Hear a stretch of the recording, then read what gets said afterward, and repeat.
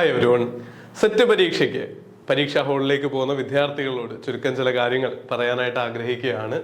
നിങ്ങൾ ഇതുവരെ പഠിച്ച കഴിഞ്ഞൊരു 6 മാസമൊക്കെ പ്രിപ്പയർ ചെയ്ത വിദ്യാർത്ഥികൾ IPLSനോടൊപ്പം തന്നെ ഒരുപാട് പേരുണ്ട്. അപ്പോൾ നിങ്ങളുടെ പ്രിപ്പറേഷൻ ജേർണി എത്ര ലെങ്ത് ഉള്ളതായാലും അടുത്ത 2 മണിക്കൂറുകൾ വീതം നമുക്ക് 120 ചോദ്യങ്ങൾ അറ്റൻഡ് ചെയ്യാൻ വേണ്ടിയിട്ടുള്ള ആ ഒരു 2 സെക്ഷനുകളാണ് നിങ്ങളുടെ പരീക്ഷയിലെ വിജയം തീരുമാനിക്കുന്നത്.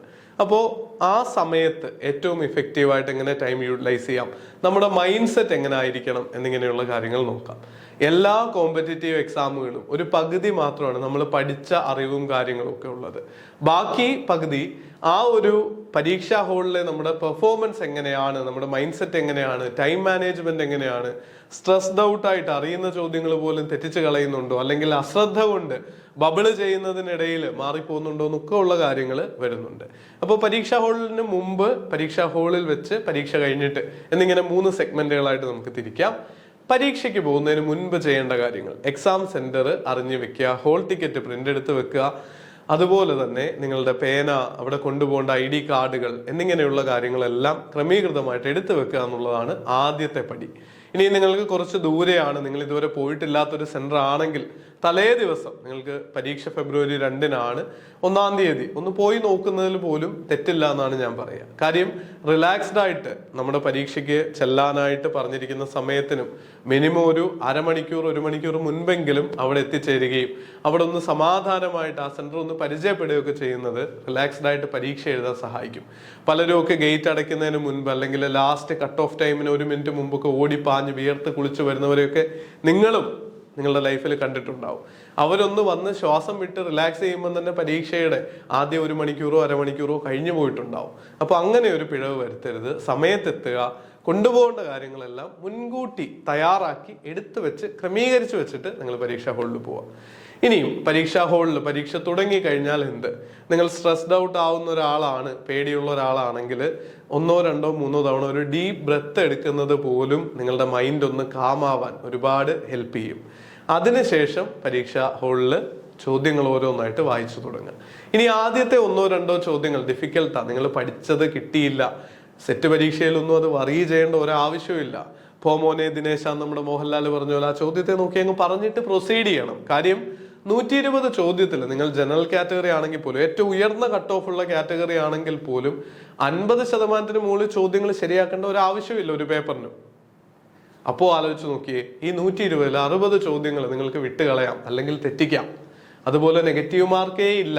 നിങ്ങൾക്ക് അറിയാത്ത ചോദ്യങ്ങൾ ഒരു 10-20 ഉണ്ടെന്ന് വെച്ചോ, അതിനെല്ലാം ഓപ്ഷൻ A അങ്ങ് മാർക്ക് ചെയ്തേക്കണം. 1/4 ചാൻസ് ഉണ്ട് 4 ഓപ്ഷനിൽ ഒരു ഓപ്ഷൻ ശരിയാവാൻ. നിങ്ങൾ റാൻഡമായിട്ട് മാർക്ക് ചെയ്യുന്നതിന് പകരം എല്ലാം സെയിം ഓപ്ഷൻ എടുത്താൽ പോലും 4-ൽ 1 ചോദ്യങ്ങൾ ശരിയായേ പറ്റുള്ളൂ. ആ രീതിയിലാണ് ചോദ്യങ്ങളുടെ ഡിസ്ട്രിബ്യൂഷൻ.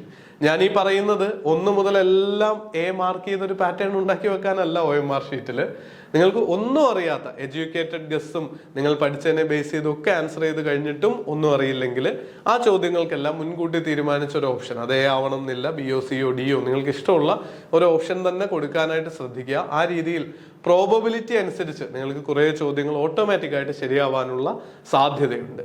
അതോടൊപ്പം ശ്രദ്ധിക്കേണ്ട കാര്യമാണ് ഈ OMR ഷീറ്റ് ശ്രദ്ധയോടെ കൈകാര്യം ചെയ്യുക എന്നുള്ളത്. നിങ്ങൾ കൃത്യമായിട്ടുള്ള ബബിളുകൾ ഫില്ല് ചെയ്യുന്നുണ്ട് എന്ന് ഉറപ്പുവരുത്താനായിട്ട് അതിനായിട്ട് അലോട്ട് ചെയ്ത സമയം പൂർണ്ണമായിട്ട് എടുക്കുക. അതിൽ ധൃതി കാണിക്കേണ്ട ആവശ്യമില്ല. അങ്ങനെ തെറ്റിക്കഴിഞ്ഞാൽ കമ്പ്യൂട്ടറാണ്, ഒരു മെഷീനാണ് ഇത് സ്കാൻ ചെയ്യുന്നത്. നമുക്ക് എക്സ്പ്ലെയിൻ ചെയ്യാനുള്ള അവസരമൊന്നും ഉണ്ടാവില്ല. നിങ്ങളുടെ കാൻഡിഡേറ്റ് ഇൻവാലിഡ് ആയി പോകാനുള്ള സാധ്യത വരെയുണ്ട്. അതുകൊണ്ട് രജിസ്റ്റർ നമ്പരും സബ്ജക്റ്റും കോഡും ഒക്കെ സെലക്ട് ചെയ്യുന്നതും മാർക്ക് ചെയ്യുന്നതും ശ്രദ്ധയോടെ ചെയ്യുക. അതോടൊപ്പം ക്വസ്റ്റ്യൻസ് സ്കിപ്പ് ചെയ്തിട്ട് നിങ്ങൾ ആൻസർ ചെയ്യുന്നുണ്ടെങ്കിൽ അവിടെയും 1, 2 സെക്കൻഡ് മനസ്സൊന്ന് ചിന്ത വെക്കുക. കാര്യം 1, 2, 3 ആൻസർ ചെയ്തു, നിങ്ങൾ 4 സ്കിപ്പ് ചെയ്യാൻ തീരുമാനിച്ചു, ക്വസ്റ്റ്യൻ പേപ്പറിൽ റൗണ്ട് ഒക്കെ ഇട്ട് വെച്ചു വീണ്ടും വന്ന് നോക്കാൻ വേണ്ടിയിട്ട്. ഡിഫിക്കൽട്ട് ക്വസ്റ്റ്യനാ. പിന്നെ 5ാമത്തെ ചോദ്യം നിങ്ങൾക്ക് അറിയാം ഓപ്ഷൻ C ആണെന്ന് കിട്ടി, പക്ഷെ 4ന്റെ അവിടെ കൊണ്ടുപോയി നിങ്ങൾ C ബബിൾ ചെയ്ത് കഴിഞ്ഞാൽ പിന്നീട് അത് മാറ്റാനുള്ള ഒരു ഓപ്ഷനും ഇല്ല. അത് ചുരണ്ടാനും ഒന്നും നിൽക്കരുത്, 1-ലധികം ചോദ്യങ്ങൾ ക്യാൻസലായി പോകുന്നതിന് കാരണമാവും. അപ്പോൾ അതുകൊണ്ട് ഒരു ചോദ്യം സ്കിപ്പ് ചെയ്യുകയാണെങ്കിൽ പ്രത്യേകം ശ്രദ്ധിച്ച് ആ ചോദ്യത്തിന്റെ റോ ഒഴിവാക്കിയിട്ട് മാത്രം അടുത്തത് ആൻസർ ചെയ്യുക. പല കുട്ടികളെയും കണ്ടിട്ടുണ്ട്, അവരുടെ റെസ്പോൺസ് ഷീറ്റൊക്കെ നോക്കിയപ്പോൾ അവർ കരഞ്ഞു പറയുന്നത് കേട്ടിട്ടുണ്ട്. ഈ ഒരു ചോദ്യം മാറിക്കഴിഞ്ഞാൽ അതിന്റെ താഴേക്ക് എഴുതി 5 or 10 ചോദ്യങ്ങളൊക്കെ ചിലരുടെ തെറ്റിപ്പോവും. അതൊക്കെ കഴിഞ്ഞിട്ടായിരിക്കും പിന്നീട് ഈ പിഴവ് തിരിച്ചറിയുക. അതുകൊണ്ടാണ് മുൻകൂട്ടി പറയുന്നത്, നിങ്ങൾ പ്രത്യേകം ചോദ്യങ്ങൾ സ്കിപ്പ് ചെയ്യുകയാണെങ്കിൽ ശ്രദ്ധിക്കുക. പിന്നെ കണക്കൂട്ടലുകളൊക്കെ ആണെങ്കിൽ ഒന്ന് ക്രോസ് ചെക്ക് ചെയ്ത് നോക്കുക. അറിയുന്ന ഫാക്റ്റുകൾ വെച്ച് ഓപ്ഷൻ എലിമിനേറ്റ് ചെയ്തിട്ട് ശരിയുത്തരങ്ങൾ കണ്ടെത്താൻ പറ്റുന്നുണ്ടെങ്കിൽ അതും ശ്രമിക്കുക. അപ്പൊ ഇത്തരം കാര്യങ്ങളൊക്കെ തീർച്ചയായിട്ടും നിങ്ങളെ ഹെൽപ്പ് ചെയ്യും. അറിയാത്ത ചോദ്യങ്ങൾ 5 or 10 ചോദ്യങ്ങൾ അറിയില്ലെങ്കിൽ പോലും നമുക്ക് മോർ ദാൻ സഫിഷ്യന്റ് ക്വസ്റ്റ്യൻസ് അതിൽ തന്നെ ഉണ്ട്. നമ്മൾ പഠിച്ചിട്ടുണ്ടെങ്കിൽ ആ ഭാഗങ്ങളിലെ ചോദ്യങ്ങൾ ആ 120 ചോദ്യത്തിൽ വരും. അതുകൊണ്ട് ഒരു ചോദ്യത്തിന് അമിതമായി ടൈം സ്പെൻഡ് ചെയ്യാതെ സ്കിപ്പ് ചെയ്ത് മുന്നോട്ട് പോയി 120 ചോദ്യങ്ങളിലെയും അറിയുന്ന ചോദ്യങ്ങളുടെ ആൻസർ ചെയ്തിട്ട് മാത്രം വീണ്ടും തിരിച്ചു വന്ന് റീവിസിറ്റ് ചെയ്യാനുള്ള രീതിയിൽ സ്ട്രാറ്റജി ക്രമീകരിക്കുക. ഏറ്റവും ഒടുവിലത്തെ കാര്യമാണ്, പരീക്ഷാ ഹാളിൽ ആദ്യത്തെ ഷിഫ്റ്റ് കഴിഞ്ഞ് ഫസ്റ്റ് പേപ്പർ കഴിഞ്ഞിറങ്ങിയാൽ അതിന്റെ ഡിസ്കഷനിലേക്കോ ചർച്ചകളിലേക്കോ പോവാതെ ഹെൽത്തി ആയിട്ട് നിങ്ങൾ ആഹാരം കഴിക്കാനും, നിങ്ങളുടെ തലച്ചോറാണ് പരീക്ഷയിൽ പണിയെടുക്കേണ്ട അവയവം, ഓർഗൻ എന്നുള്ളത് ഓർത്തിരിക്കുക. അതിന് വേണ്ട ആഹാരവും പ്രോപ്പറായിട്ടുള്ള വെള്ളവും ഒക്കെ കൊടുത്തിട്ട് വേണം അടുത്ത സെക്ഷനിലേക്ക് നിങ്ങൾ പോവാൻ. ആശങ്കപ്പെടുത്തുന്ന ഡിസ്കഷനിലേക്കോ അപ്പോൾ ഒരു 500 പേജിന്റെ ബുക്ക് എടുത്തിട്ടുള്ള പഠനത്തിലേക്കോ ഒന്നും പോകേണ്ട ആവശ്യമില്ല. പ്രോപ്പറായിട്ട് ആഹാരം കഴിക്കുക, റിലാക്സ് ചെയ്യുക. നിങ്ങളുടെ ഷോർട്ട് നോട്ടുകൾ അല്ലെ ന്യൂമോണിക്സ് ഒക്കെ നിങ്ങൾ എഴുതി വെച്ചിട്ടുള്ള 3 or 4 പേജുകൾ ഉണ്ടെങ്കിൽ അതൊന്ന് മറിച്ചു നോക്കി സാവകാശം പേപ്പർ 2 പരീക്ഷയിലേക്കും പോവാം. പേപ്പർ 1 അനാലിസിസ് നടത്താനോ ആശങ്കപ്പെടാനോ ഉള്ള സമയമല്ല, പേപ്പർ 2 ഭംഗിയായിട്ട് എഴുതാനുള്ള സമയമാണ് ആ ഇന്റർവെൽ എന്ന് ഓർക്കുക. അതിനുശേഷം തിരിച്ചു വരുമ്പോഴേക്ക് I+ന്റെ ടീം നിങ്ങൾക്ക് ആൻസർ കീയും കാര്യങ്ങളൊക്കെ ആയിട്ട് റെഡി ആയിട്ടുണ്ടാവും. നമ്മളോടൊപ്പം ജേർണി കണ്ടിന്യൂ ചെയ്യാം. അപ്പോൾ പരീക്ഷാ ഹാളിലേക്ക് പോകുന്ന എല്ലാ വിദ്യാർത്ഥികൾക്കും വിജയാശംസകൾ നേരുന്നു. All the very best. Thank you.